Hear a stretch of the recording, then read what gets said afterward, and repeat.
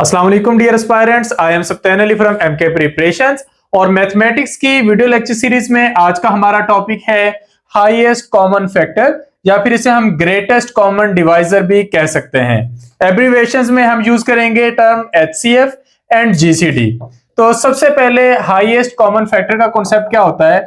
जिस तरह के नाम से जाहिर है, हाईएस्ट कॉमन फैक्टर वो बड़े से बड़ा नंबर है, वो कॉमन फैक्टर है जो आपकी दी गई वैल्यूज को डिवाइड कर सकता है, यानी कि ग्रेटेस्ट कॉमन डिवाइजर। इससे पहले हमने एलसीएम का कॉन्सेप्ट देखा था। अमूमन कैंडिडेट्स एलसीएम और एचसीएफ में कंफ्यूजन क्रिएट कर लेते हैं और दोनों को मिक्सअप कर लेते हैं, तो हमने उसी कंफ्यूजन को दूर करना है। एलसीएम में हम वो छोटे से छोटा नंबर ढूंढते थे जिसे आपकी दी गई वैल्यूज डिवाइड कर सकती थी, यानी कि जो वैल्यूज आपको क्वेश्चन में मिलती थी वो किस छोटे से छोटे नंबर को डिवाइड कर सकती थी, उसे एलसीएम कहते थे।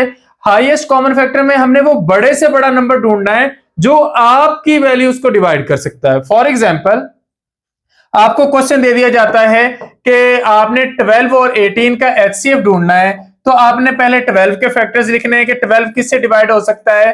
तो 12 एक तो 1 से डिवाइड हो सकता है, तो 12 के फैक्टर्स बनेंगे 1 एंड 12, क्योंकि 1 12 आर 12। फिर 12 को अगर आप 2 से डिवाइड करें, 2 6 आर 12, तो अगले दो फैक्टर हो गए 2 एंड 6। फिर 12 3 से भी डिवाइड हो सकता है, तो 3 4 आर 12। तो 12 के फैक्टर्स बने 1 2 3 4 6 12। तो ये हो गए 12 के फैक्टर्स। 18 के फैक्टर्स आपके पास बनेंगे 18 1 आर 18, यानी कि 1 से हो सकता है। 2 से अगर करें तो 2 9 आर 18, 3 से करें तो 3 6 आर 18, 4 से तो ये होता नहीं, 5 से भी नहीं होता, फिर आगे 6 से होता है, तो 6 तो आप ऑलरेडी ले चुके हो। तो 1 2 3 6 9 18। तो अब आपके पास 18 के भी फैक्टर्स आ गए और आपके पास 12 के फैक्टर्स भी आ गए। तो आपने लार्जेस्ट या ग्रेटेस्ट कॉमन फैक्टर ढूंढना है। तो 12 तो नहीं है, 18 भी नहीं है, 12 भी नहीं है, 9 भी नहीं है, 6 की वैल्यू वो लार्जेस्ट वैल्यू है जो दोनों के अंदर कॉमन है। तो हम कहेंगे कि HCF of 12 and 18 is equal to 6। तो 6 आपका आंसर आ जाएगा। अच्छा, अब हम फर्दर देखते हैं हमने HCF को यूज कहां पे करना है। जिस तरह आप पहले फ्रैक्शंस के लिए, अलजेब्रा के लिए एलसीएम का इस्तेमाल करते हैं, तो इसी तरह फ्रैक्शंस को सिंप्लीफाई करने के लिए या आइटम्स आपको बहुत सारे ऑब्जेक्ट्स दे दिए जाए और कहा जाए इनको इक्वली डिवाइड करें, इक्वली डिवाइड करने के लिए, या अगर आपने ग्रुपिंग करनी है ऑब्जेक्ट्स की, उसके लिए अलजेब्रा में, नंबर थ्योरी में, आप हर जगह पर इसका इस्तेमाल कर सकते हैं। फॉर एग्जाम्पल, एक टीचर के पास है 24 पेंसिल्स और 36 इरेजर्स। अब वो चाहते हैं कि वो उनके स्टूडेंट्स में इक्वली डिवाइड हो जाएं, तो कितने पैकेज बन सकते हैं 24 पेंसिल्स और 36 इरेजर्स के। तो हम 24 के फैक्टर्स लिखते हैं। 24 के फैक्टर्स होंगे 1 से डिवाइड करें 24 को तो 1 और 24 बनेंगे। फिर 2 से डिवाइड करें तो 2 और 12 बनेंगे। फिर अगर आप 3 से डिवाइड करें तो 3 और 8 बनेंगे। फिर आप 4 से डिवाइड कर लें तो 4 और 6 बनेंगे। 5 से तो नहीं होता, आगे 6 से करेंगे तो 6 तो हम ऑलरेडी ले चुके हैं। तो 24 के आपके पास फैक्टर्स आ जाएंगे 1 2 3 4 6 8 12 एंड 24। तो ये इस तरीके से आपने 24 के फैक्टर्स लिख लिए। अब आप 36 के फैक्टर्स ढूंढना शुरू करते हैं। तो 36 के फैक्टर्स होंगे, अगर 1 से करें तो 1 एंड 36, 2 से 36 को डिवाइड करें तो 2 और 18, फिर 3 से करें तो 3 और 12, फिर 4 से करें तो 4 एंड 9, 5 से ये नहीं होता, 6 से हो जाता है, 6 से करें तो 6 6 36। तो अब यहां पर ये कंप्लीट हो गया। तो हम 36 के फैक्टर्स लिखते हैं 1 2 3 4 6, 1 2 3 4 6, और उसके बाद आप लिखेंगे, इस तरह शुरू कर देंगे। पहले आपने इस तरीके से काउंट कर लिए, अब आप इस तरतीब से काउंट करेंगे 6 9 12। 6 एक बार लिख लिया, 2 बार लिखने की जरूरत नहीं है। 9 12 18 एंड 36। अब आप देखें कि इनमें कॉमन क्या है। 36 दोनों में कॉमन नहीं है, 24 भी नहीं है, 18 भी नहीं है। 12 एक ऐसा नंबर है जो दोनों में कॉमन है। सो 12 पैकेज आपके पास बन जाएंगे और उन 12 पैकेजेस में क्या होगा, हर पैकेज में 2 पेंसिल्स होंगी और 3 रेजर्स होंगे। सो 12 is the highest common factor. आप 12 पैकेजेस बना सकते हैं इनके और इस तरीके से आप इनको इक्वली डिवाइड कर सकते हैं। अच्छा, इसके बाद अब हम मुख्तलिफ मेथड्स देखते हैं एचसीएफ को सॉल्व करने के। तो जिस तरह एलसीएम के लिए हमारे पास 3 मेथड थे, बिल्कुल वैसे ही 3 मेथड हमारे पास एचसीएफ के लिए हैं। पहले को लिस्टिंग फैक्टर मेथड कहते हैं, जो अभी हम यूज कर रहे थे, तो वहीं से आगाज लेते हैं। अगर 16 एंड 24 का हमें एचसीएफ फाइंड आउट करना हो तो हमने देखना है कि 16 किस किस से डिवाइड हो सकता है। तो 16 जो है ये 1 से डिवाइड हो सकता है, 1 को 16 से मल्टीप्लाई करें 16 आता है। फिर ये 2 से हो सकता है, 2 8s are 16। फिर ये 3 से हो सकता है, 3 से नहीं हो सकता, 4 से हो सकता है, 4 4s are 16। तो अब ये चूंकि बराबर यहां पर हो गया तो 16 के फैक्टर हो गए 1 2 4 8 और 16। फैक्टर से मुराद वो सारे नंबर्स होते हैं जो 16 को डिवाइड कर सकते हैं। इसी तरह 24 के लिए आप करना चाहें तो 1 से होता है, फिर 2 से होता है, 2 12s are, फिर 3 से होता है, 3 8s are, फिर 4 से होता है, 4 6s are। अच्छा, जितना दो नंबर्स के दरमियान फर्क कम रह जाता है उतना ही हमें पता चल जाता है कि हम सोल्यूशन के करीब आ गए हैं। इसके बाद 24 जो है 5 से नहीं होता, 6 से होता, 6 हम ऑलरेडी ले चुके हैं। तो अब इसके फैक्टर्स बन गए 1 2 3 4 6 8 12 एंड 24। अब आपने इनमें कॉमन ढूंढना है, तो 24 कॉमन नहीं है, 16 कॉमन नहीं है, 12 कॉमन नहीं है, 8 दोनों के अंदर कॉमन है। सो 8 इज HCF ऑफ 16 एंड 24। तो ये लिस्टिंग मेथड है। अब लिस्टिंग मेथड से अगले मेथड की तरफ जाते हैं जो कंपैरेटिवली आसान होगा। इसे कहते हैं प्राइम फैक्टराइजेशन मेथड। एलसीएम और एचसीएफ दोनों प्राइम फैक्टराइजेशन मेथड से सॉल्व हो सकते हैं, लेकिन आपने दोनों को मिक्सअप नहीं करना। प्राइम फैक्टर हम वहां भी बनाते थे, यहां भी बनाते थे, लेकिन वहां पर हम कॉमन प्राइम फैक्टर नहीं लेते थे, हम सारे फैक्टर्स प्राइम फैक्टर से ले लेते थे।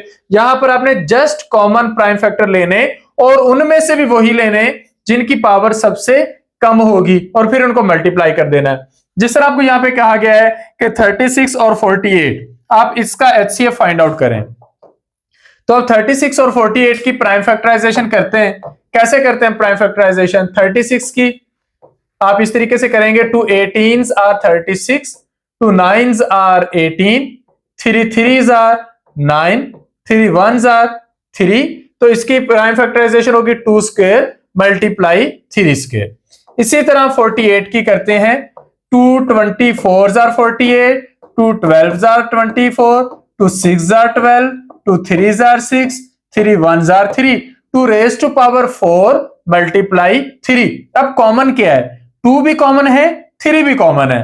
और एचसीएफ के लिए हमने करना क्या होता है, हमने वो नंबर लेना है जिसकी डिग्री सबसे कम हो। तो 2 स्क्वायर है और 2 रेज़्ड टू पावर 4 है, तो हम 2 स्क्वायर लेंगे। 3 स्क्वायर है और 3 है, हम जस्ट 3 लेंगे। 4 2 रेज़्ड टू पावर 2 4 होता है, 4 मल्टीप्लाई 3 12। तो आपके पास 12 आएगा एचसीएफ 36 एंड 48 का। फॉर एग्जांपल, अगर हमने एचसीएफ फाइंड आउट ना करना होता, एलसीएम फाइंड आउट करना होता, तो हम क्या करते? फिर हम पहले नंबर पर देखते कि 2 की आपके पास सबसे बड़ी पावर कौन सी है, 2 रेज़्ड टू पावर 4। 3 की बड़ी पावर कौन सी है, 3 स्क्वायर। अगर 5 6 या 7 में से भी कुछ होता तो उनमें से जो भी नंबर होता हम यहाँ पे ऐड कर लेते। तो 2 रेज़्ड टू पावर 4 होता है 16, 3 रेज़्ड टू पावर 2 होता है 9, 16 को 9 से मल्टीप्लाई करेंगे, ये आपके पास आंसर आ जाएगा 144। तो इनका एलसीएम आना है 36 और 48 का 144 और इनका हाईएस्ट कॉमन फैक्टर आना है 12। अब इसको एक्सप्लेन करते हैं।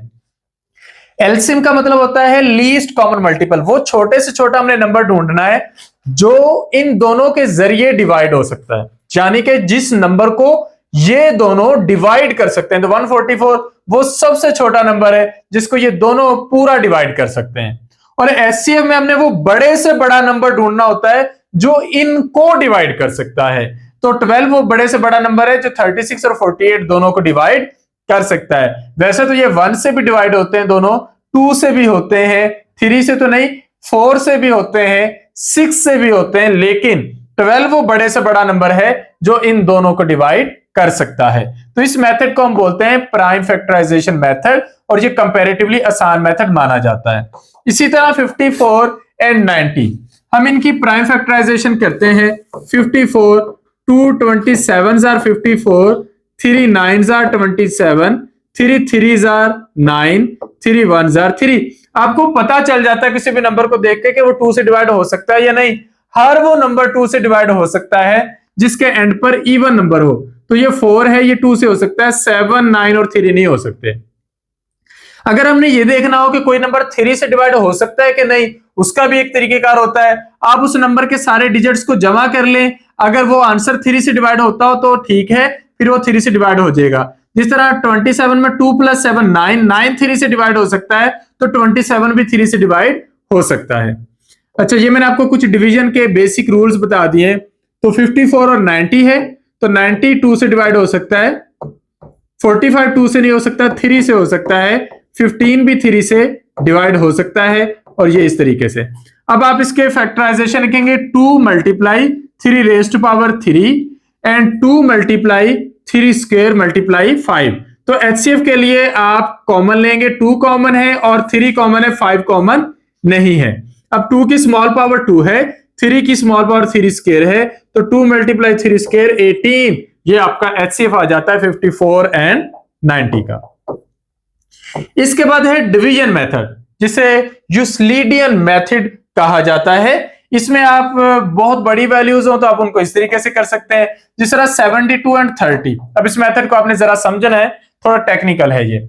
आपने जो बड़ी वैल्यू है उसको डिवाइडेंड में लिखना है, और जो छोटी वैल्यू है उसको डिवाइजर पे लिखना है कि वो डिवाइड कर रही है। तो 30 को किसी ऐसे नंबर से मल्टीप्लाई करें जो इसके करीब तरीन आ जाए, तो 32 आर 60। आपका आंसर आया 12। अब आपने 12 के जरिए डिवाइड करना है 30 को, यानी कि इसमें क्या होता है कि एक वैल्यू जो पीछे डिवाइजर है वो इधर डिवाइडेंड बन जाएगी। अब 12 2s आर 24, आपका आंसर आया 6। अब आपने इसको यहां पे लाके लिखना है। अब 6 2s आर 12, तो जिस नंबर पे आके आपकी वैल्यू कंप्लीटली डिवाइड हो गई और पीछे कोई रिमाइंडर बाकी ना रहा, रिमाइंडर 0 हो गया, तो वहां पर आपका क्वेश्चन सॉल्व हो जाता है, और वो जो आखिरी नंबर जिसने डिवाइड किया है वो आपका आंसर बन जाता है। तो यहां पर 6 जो है वो 72 एंड 30 का HCF है। तो ये देखें 6 इसका आंसर है। नेक्स्ट है कुछ इंपॉर्टेंट रूल्स HCF के, जिस तरह हमारे पास LCM के कुछ रूल थे। Rule number 1, HCF always divides the number exactly. HCF का जो डिवीजन का तरीकेकार है वो एग्जैक्ट डिवीजन होनी चाहिए। इस तरह ना हो कि आप आंसर डेसिमल्स में निकाल रहे हो, डेसिमल्स में नहीं निकालना। दूसरा, HCF ऑफ को प्राइम नंबर्स इज 1। पहले आप को प्राइम नंबर्स का LCM जब देखते थे तो आप उनको आपस में मल्टीप्लाई कर देते थे। जिस तरह अगर आपको कहा जाए कि 8 और 15 इनका LCM निकालें, तो आप 8 और 15 को मल्टीप्लाई कर देंगे। को प्राइम नंबर्स का कॉन्सेप्ट मैंने आपको पहले बताया था, दो ऐसे नंबर जो 1 के अलावा किसी भी कॉमन नंबर से डिवाइड ना होते हो। तो 8 और 15 का अगर आप HCF निकालेंगे तो इसका HCF 1 आएगा। अच्छा, HCF of identical numbers is the number itself. जिस तरह 7 और 7 दो नंबर दिए गए और कहा हो कि इसका HCF निकालें, तो 7 ही इनका HCF है, 7 ही इनका LCM है। तो यहां पर कोई कंफ्यूजन नहीं होनी चाहिए। इसके बाद है HCF is always less than और इक्वल टू स्मॉलर नंबर, यानी कि आपको दो नंबर दे दिए जाते हैं, जिस तरह के आपसे कहा जाता है 4 और 8 का HCF निकालें, तो 4 के फैक्टर्स आपके पास बनेंगे 2 2s आर 4, 2 1s आर 2, और 8 के बनेंगे 2 4s are 8, 2 2s are 4, 2 1s are 2। आप 4 के फैक्टर्स लिखेंगे 2 स्क्वायर, 8 के लिखेंगे 2 क्यूब, और HCF के लिए हमने कॉमन ढूंढकर छोटी डिग्री को चूज करना होता है। तो छोटी डिग्री है आपके पास 2 स्क्वायर यानी कि 4। तो HCF दो नंबर्स का या तो छोटे नंबर के बराबर होता है या फिर उससे भी कम होता है।